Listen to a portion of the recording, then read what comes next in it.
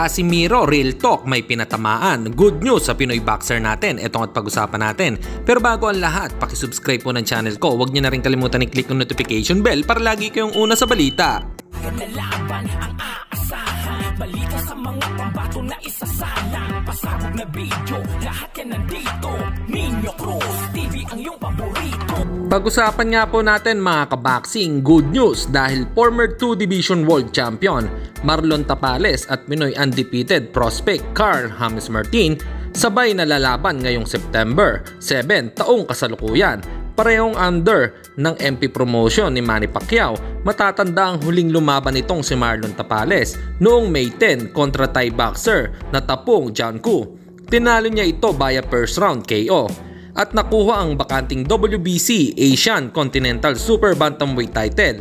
Kaya naman ngayong paparating na September 7 ay dedepensahan niya ito kontra pambato ng India na si Saruab Kumar at gagawin ito sa bansang Cambodia. Habang si Wonderboy Marty naman ay nag-post kahapon sa kanyang FB account na may laban umano siya ngayong September 6, September 7 sa Philippine time.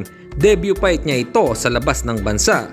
At may mga kumakalat din na balita na sa bansang Mexico umano gagawin ang laban pero wala pang confirmation at pangalan ng kalaban. Kaya naman dahil dyan ay suportahan natin ang dalawang pambato natin na magwagi sa kanilang laban.